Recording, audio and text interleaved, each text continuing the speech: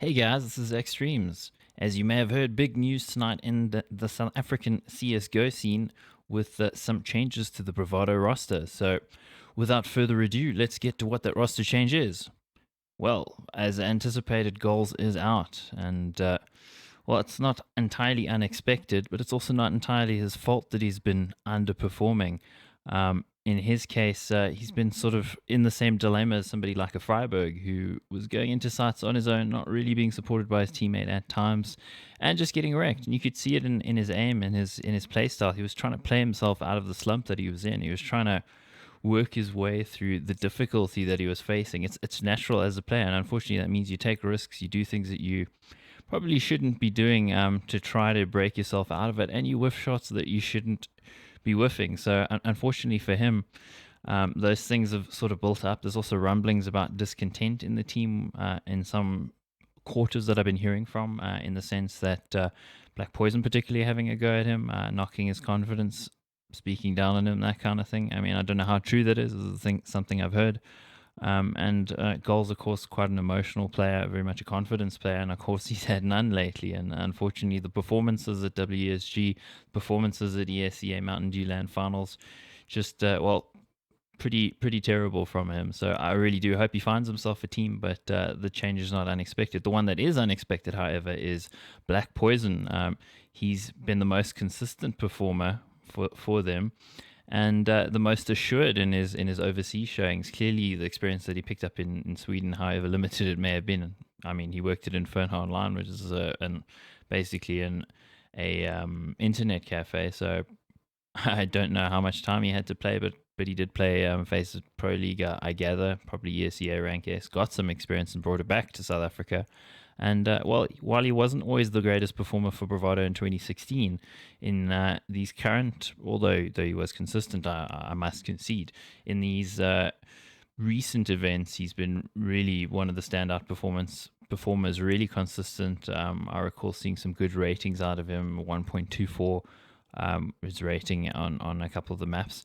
And well, that was pretty good considering they played some of the better teams in the world. I wouldn't say best teams in the world, as some people like to pull out. It's not the case. We were playing top 30 teams, maybe top 40 teams in the world. Definitely not tier 1, more like tier 2, tier 3 sorts of teams. So clearly he's able to compete at that level. He's also a hungry player. That's clear to see, the fact that he's been looking for the best possible team for himself. And well, the question is, what team's he going to go to? Maybe there's teams like, I mean, it's supposed to be teams in the USA according to the Bravado press release. So are we talking maybe like a Splice or a Selfless? I mean, Splice famously had some overseas players at the moment. They got a Cillian, the Danish player, formerly of SK Gaming. They had Machine Gun from the Mongols, and that didn't work out because of the language barrier, apparently. Maybe there's a space there for Blackpoison. I don't know. Maybe that's a step back for him. I don't think they're particularly any better than Bravado. Maybe a team like Selfless, for instance, they've made it to some major competitions, but never really done too much. There's also, if we can go for the wild speculation, what about a CLG? I mean, CLG is in a rebuilding stage. They just had, I think it was, who was it, Hayes, who stepped down, one of their longest serving members. Maybe they're looking for some experience and some skill to inject in their lineup, because they've got, well, definitely they don't have a surplus of firepower right now. Or what about TSM? They're a new blank canvas after the Sean Gears led roster with the whole PEA scandal happened. I mean, that team's basically moved on to a new org. I'm trying to remember who it is now. It'll come to me. That's pretty much a blank canvas. Maybe Reggie's putting together a new team. Who knows? We'll have to see. So the news, of course, just to recap, Blackpoison is going to the USA, leaving the Bravado roster, and Golz is out, presumably kicked based on his performances. So who are they bringing in? Well, we've got JT and Fadey from Carbon. That's probably the second best team in South Africa. And I mean, JT particularly, he's possibly SA's version of Nico in a way. Nico from Mouse Sports. I mean, definitely not to put him on the same level, but I'm saying in the scene, he's one of those players who can do anything. He really can. He can deal. He can play pistol rounds with an insane aim. He primary AWPs at times. he's IGL'd, although I wouldn't recommend he continues to IGL, as demonstrated by Carbon versus DC in the on Mirage in the DGC Masters 2016 semi-final. Not good. I definitely don't think he's a caller, but been fulfilling that role. Same as Nico's been doing for Mouse Sports. Not suited to it, but can do it. And he's just an all-round, highly skilled player, 17 years old, all the talent in the world. And I've long been saying privately to people that I think JT should be in that team, just in the name of forward, promoting South African Counter-Strike and upping the skill level even further, and what should be the primary dream team in South Africa, the team that we put our hopes on to actually perform internationally. So that's JT's in, and then of course his partner in crime, Fadey, who's been an entry fragger and also tends to play with Flexi in the Carbon lineup on the various bomb sites. And well, he's not going to be able to continue that explosive partnership. Fadey's a bit of an inconsistent performer. He can be monster online in his performances that he brings out in online leagues, but not really so consistent on land. Has tended to be quieter and definitely less explosive in just pulling out the insane headshots, that sort of thing. He's 18 years old as well. Let's see how he does in this team. He can't do worse than Golz. That's the reality. Golz is a great player, but he's been under the cosh, and unfortunately, the time has come to make that change. Fadey comes in, and let's see if he can improve on it. Swapping an inconsistent player for an inconsistent player, maybe not the greatest idea, but I think Andreas Sent, the owner of Bravado, is definitely looking for rolling the dice here and hoping that he's going to bring out the performances that we know that the skill this kid has can actually produce. So, I mean, what are they getting about in this change? What are the best things about this change? Well, they're young. They're 17 and 18 respectively. The players they're replacing were 24 and 25. So with that, you automatically get longevity in the scene, the possibility that they can continue playing for longer, that real life distraction isn't going to stop their progress in CSGO or whatever the next version of Counter-Strike is. They've got the time to focus.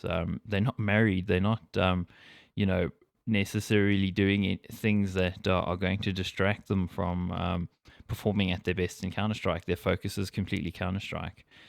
It does leave Detriny as the senior figure in the team at the ripe old age of 26, but he was the oldest already. But now there's just a couple of years gap between himself and the next one down, which I believe is elusive. So I mean, he's going to need to be the senior figure in the team and sort of lead the team with his experience. But I digress. This is going to mean that the CT setups might shuffle around a little bit. They might have to change some of the roles. I don't know if JT is particularly going to lurk like Blackposion was on some of the maps. We'll have to see. What they've gained here is arguably more firepower, definitely more explosiveness, the ability to just bring a player out of nowhere and make things happen for their team. I mean, JT is a single, he can single-handedly wreck a team, just like Sonic can. And having two players like that in a team, well, depending on the roles, can be great. It can also be bad. I mean, we've seen it in teams like FaZe, for instance, where you got all the stars, all the aim, and not really producing the results. So let's hope they find their roles in the team, because generally there's space for at least one star in a team, maybe two, but not more than that. So let's see if JT can integrate, and let's see if the attitudes and egos can stay in check, because I've also heard the ego on the Carbon lineup, despite the young age, is quite big. So again, rumors, I don't know. Don't flame me for that, or do flame me for that. Enjoy yourself. Anyway, let's go into a quick recap of ESEA and WESG, just to quickly refresh our minds as to what was happening recently with Bravado. So, I mean, some positive things came out of the ESEA Mountain Dew LAN finals. That was like the win over TSM, albeit a weakened lineup minus Sean Gears, who they've been practicing with for the past few weeks. Bringing back in Semphis and bringing back in Finesse, despite the guys not actually playing in the team for more than a month. But because of roster rules, they had to play at ESEA. So I don't think they were too motivated beyond having already secured the spot in the ESL Pro League, which was all important for the organization. So the question, of course, is, was it a worthy win? Yes, it was a worthy win. I mean, players like Sick and Twists, great players, international renown in terms of skill. Maybe they haven't achieved too much yet, but I mean, these are guys that are on the radar internationally with the big teams, and Bravado definitely put themselves on the radar by winning there.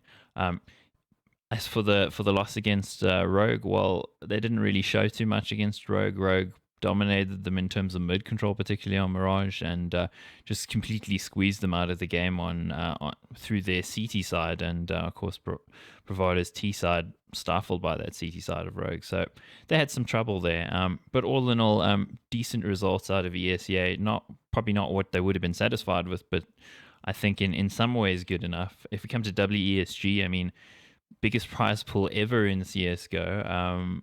A lot of people saying it's this amazing event. Well, maybe it was amazing when you're there, but in terms of prestige is the thing that people care about. It wasn't a major, despite the prize pool, and it didn't have all that many top tier teams, barring Virtus Pro and Envious. I mean, maybe Godsend could qualify as that as well, but they decided to pull out, and Godsend, of course, were in Bravado's group. So with Godsend pulling out, the minimum Bravado needed to do was come third place in their group to progress, because that would have been behind Kingwin, who are a really great team, did win a couple tournaments this year, and are probably the second best Polish team. And they would have also wanted to finish behind Space Soldiers at least, who were their nemesis earlier, in last year when they really struggled against them in the WESG qualifiers in Dubai. Oh, drink of water time. Talking really does take it out of you. Getting back to the WESG tournament, well, there were improved performances in some aspects, like versus Space Soldiers. I mean, definitely put more rounds on the board than previously, which is definitely an improvement. Decent scoreline versus Kingwin, who were the eventual winners as well. Well, not eventual winners. What am I saying? Versus Kingwin, who got further in the competition. I do apologize for that. Even versus LDLC at ESEA, they were better than at ESWC last year. There were some improved performances, but not wins, not the wins we were looking for. And I think that means the objective was not achieved there. They can't have been satisfied with that. But however, still a respectable showing. But losing versus Signature, I don't think anybody would have expected that, especially the 16-3 on Mirage. Definitely not good enough, but still worthy effort. And I think had they perhaps closed out the map on Cash, particularly versus 5, the Chinese team that they basically stomped, if they'd closed it out when the game was won, which was very early on in the game, perhaps they might have gone through based on the round difference. We will never know, of course. It didn't feel like the killer instinct was there from Bravado. It didn't feel like they thought they needed to close it out quicker, or maybe they couldn't. I mean, we're looking from the outside. We don't know what was going on in the team, but definitely not the performance we were hoping for, but still, they showed some good stuff on the international scene, and I will get back to that, so don't take this as me bashing Bravado. I will come to praising Bravado most profusely in a second. So how would BVD improve? That's the question here. So, well, of course, cohesiveness after the roster swap, that's a given. They're going to need to find that again. They're going to need to reshuffle positions. I touched on that earlier, and that's going to mean some changes, and probably some changes in roles, and maybe who's throwing what pop flash for who, and who's, obviously Fadey is intended to go in first, but rounds are more fluid than sometimes spectators realize for teams. Depending on what bomb site you're going into, maybe Elusive has their entry because Fadey's on the other side of the map based on what their default was. We don't know. That's all the cohesiveness that's going to come in. The timings particularly are something that you learn from playing with your teammates, and it's not something that you can necessarily practice. It's just a knowledge, almost like a game sense that builds up. Let's hope that they can build that up quickly. But of course, Bravado have made many changes in the last 2 years, frequent changes, and it's all in the in the spirit and in the with the mindset of winning, and that's what they want to do, and they used to making changes. So let's hope that they can pull this one off quickly and integrate these new players, and maybe integrate some new things. Detriny himself needs to find his identity in the team again after being shifted around quite a bit. I mean, he's been the primary AWP, he's been the IGL, he's been a support player.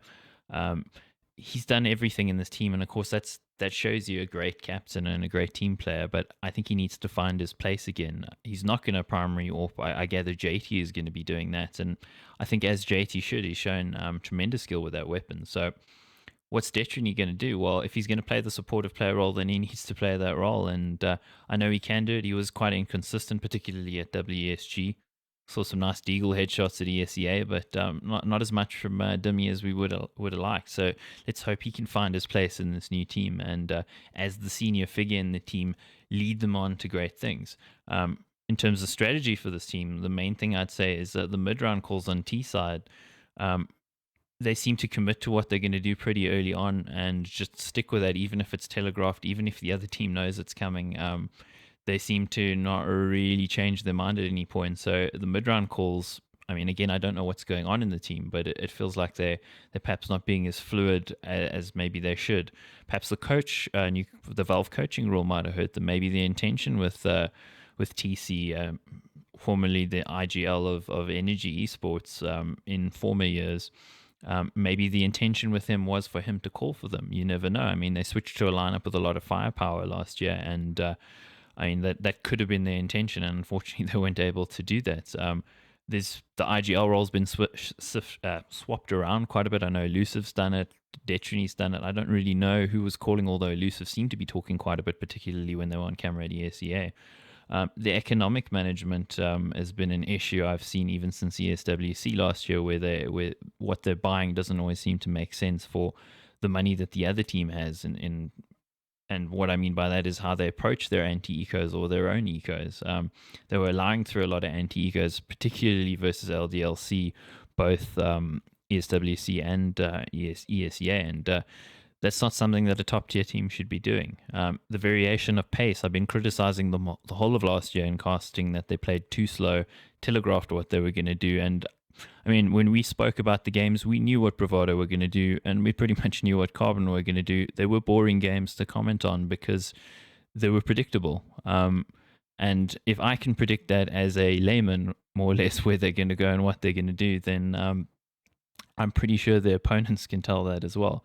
They need to vary their pace. They need to play some rounds a lot faster. They need to play, perhaps just dry push 5 players into a bomb site sometimes. Perhaps they need to look at mid control on some of the maps, particularly Mirage. I mean, they won versus TSM on Mirage, but some of the Mirage performances I saw were very weak, and they were allowing Rogue, particularly at ESEA, a ton of mid control. And it's just not what you should be doing. Mid control is what you play for in a lot of these maps. So let's hope that they're able to work on that. And of course, they may completely disagree. I'm not in the game. I don't know. This is what I see from the outside. They need to be more unpredictable, as I was saying, and less easy to read. There needs to be some more fakes in their repertoire, some more variations. Sometimes you say, as an example, say on Mirage, you throw the same mid smokes every round for 6 rounds in a row, but after that, keep throwing the smokes and do something else. That'll throw the guys off. I mean, simple things like that. I could be way off base with this, but I do also feel that they need to stop sending in the entry to certain death. Golz, unfortunately, bore the brunt of that on numerous occasions, and I think that needs to change. It can't be this case of sending in the entry fragger and hoping that he calls out where the other guys are, and maybe you'll get a kill, maybe you won't. He wasn't being utilized correctly, and I don't think even if they'd utilize him correctly, to be fair, that it would have worked, because the Golz's confidence was just gone. And I mean, I keep hopping on Golz, and I do apologize for that, but they need to stop sending in the entry to die. He's not supposed to be an entry. He's supposed to be an entry fragger. He should kill people occasionally. Set him up so that he can do that, and play off him as the second entry, so that you can clean up those frags. You can trade effectively. Bravado weren't trading at times when they should have been. Guys were going in, trying things on their own. Wasn't always goals. I mean, I saw all of the players at various points do it, and you need to stop doing that. Some of the wide peaks we're seeing, I mean, they peak very wide compared to some international teams, and it's confidence, of course. Bravado is used to stomping on their opponents in South Africa. You can't do that at the international level. Be a little bit more conservative. Double peak, one go high, one go low, whatever you need to do, but don't play in a way that's loose enough that allows any gap for these international teams to get at you. So here's the conclusion. What's the bottom line? Well, we're proud of Bravado. I'm proud as a South African of what Bravado's done. It sounds like I've knocked them. It's not my intention. I'm just trying to help by what I'm saying. Yeah, I'm trying to offer my opinion, and I hope perhaps a contrary viewpoint to the jacking off of Bravado that sometimes happens. I like Bravado. I like Andreas, the owner of Bravado. I like Anthrax, who's involved with Bravado. These are great people, and they're passionate about South African esports, as all of us are, and they want to see it succeed. Hence, why they're trying to create the super team in South Africa.